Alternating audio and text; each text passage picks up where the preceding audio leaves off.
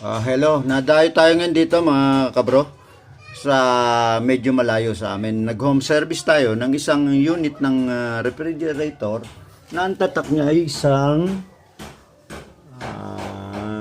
Fujidenso. Ito yung model niya. Ang naging problem niya is the housing niya. Naging bulok yung yung motor, laging nababasa. Then ang naging niya is ang frame nung motor ng rep. Ang gusto mayari, medyo tumibay man lang siya at ma-restore ng konti yung housing ng yung pinaka-frame ng motor. Then ngayon gagawa natin ng paraan upang kahit papaano tumagal siya ng konti o maring mas matibay pa sa dati dahil angle bar ang kinabit natin. Ibig sabihin mas makapal doon sa dating housing niya. Sigurado matibay to dahil angle bar na medyo makapal at pipinturahan natin siya. Tingnan nyo naman yung motor niya, almost bulok na.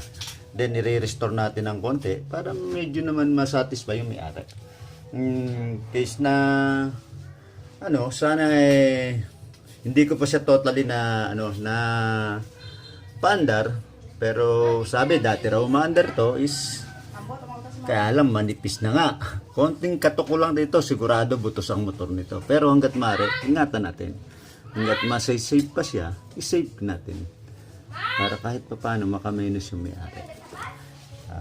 Sige, i-continue ulit natin ang pag-repair niya.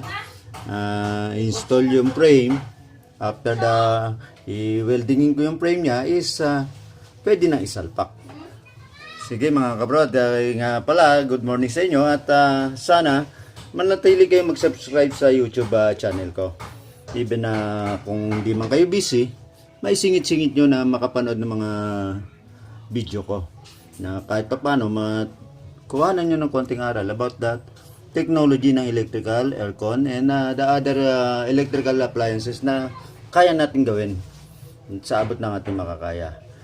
Hindi naman natin masabi na perfecto tayong lahat na manggagawa, pero meron minsan nagkakamali rin tayo na dapat sa susunod itama natin. Na hindi naman ang ginagawa natin is repairing naman, hindi naman tayo fabricator ng mga bagong gamit.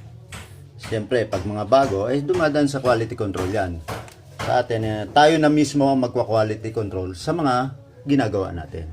O sige mga bro, maraming salamat at medyo hindi nyo na makikita yung paghinang ko at dadayo pa ako ng hinangan. Okay, sige.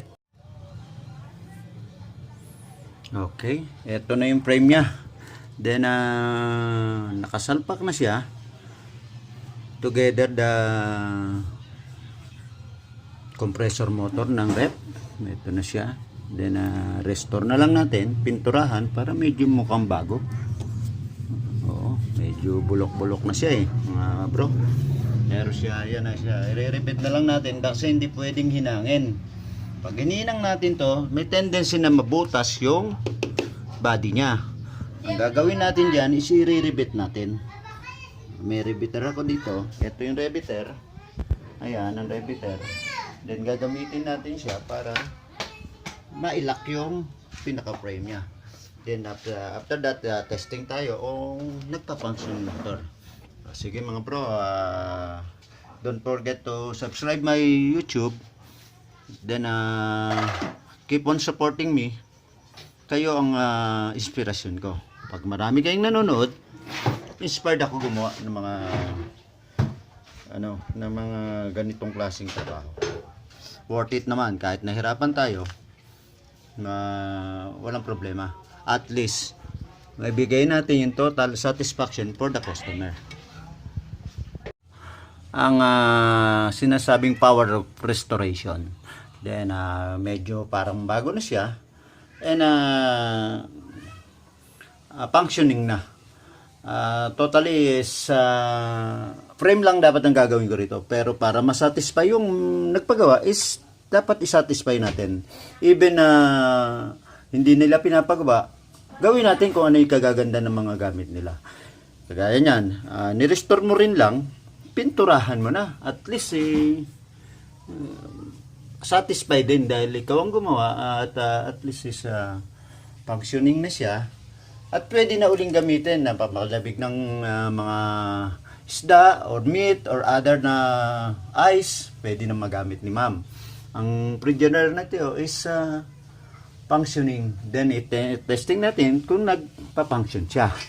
Then even ayun na po, umandar na. Continuously, okay na po siya. Umaandar na siya. At sige, sa susunod na video ko na lang mga bro, mga kabrad, mga katek. Lagi tayong magpasalamat sa Diyos sa lahat ng mga biyayang pinagkakalob niya sa atin. Even na nahihirapan tayo sa paggawa, is mas satisfy. Kasi mas masarap kainin yung galing sa pinaghirapan. Napakainam niyan. Bawat ultimo sentimo na pinagkakakitaan natin na galing sa ating pawis ay napakasarap gastusin. O sige, sa susunod na video ko na lang mga bro at maraming salamat at pagpalain tayo ng poong may kapal sa mga ginagawa natin.